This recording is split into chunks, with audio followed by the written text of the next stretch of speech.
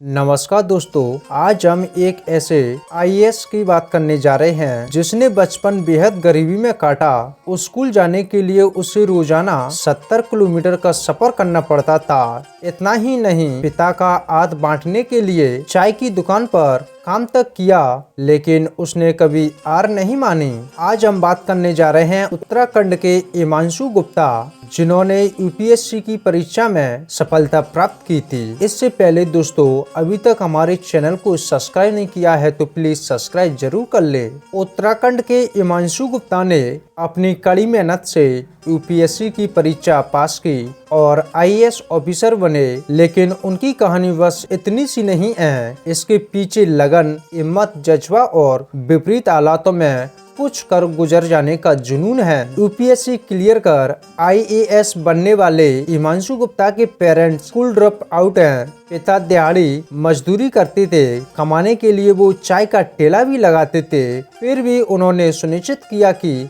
वह बेटे और बेटियों को स्कूल जरूर भेजेंगे। हिमांशु गुप्ता अपनी कहानी में बताते हुए कहते हैं, मैं स्कूल जाने से पहले और बाद में पिता के साथ काम किया करता था। स्कूल 35 किलोमीटर दूर था, आना जाना 70 किलोमीटर होता था। मैं अपने सहपाठियों के साथ एक वैन में जाता था। जब भी मेरे सहपाठी हमारे चाय के ठेले के पास से गुजरते, मैं चुप जाता, लेकिन एक बार किसी ने मुझे देख लिया और मजाक उड़ाना शुरू कर दिया। मुझे चाय वाला कहा जाने लगा, लेकिन उस ओर ध्यान देने की बजाय पढ़ाई पर ध्यान लगाया। जब भी समय मिल पाता तब मैं पापा की मदद करता। हम सब मिलकर अपना घर चलाने के लिए रोजाना 400 रुपये कमा लेते थे, लेकिन मेरे सपने बड़े थे। मैं एक शहर में रहने और अपने परिवार के लिए एक बेहतर जीवन बनाने का सपना देखता था। पापा अक्सर कहते थे, सपने सच करने हैं तो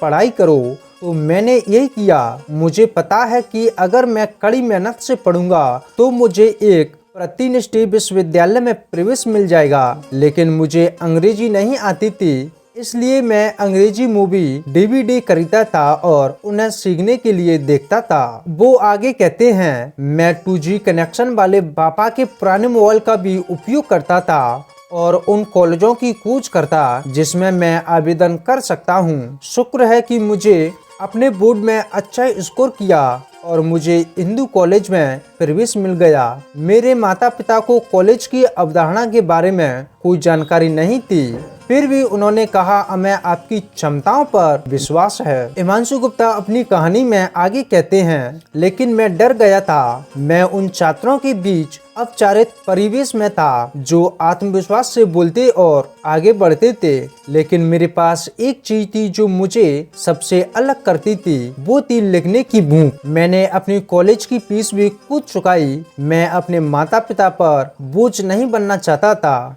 मैं निजी ट्यूशन देता और ब्लॉग लिखता।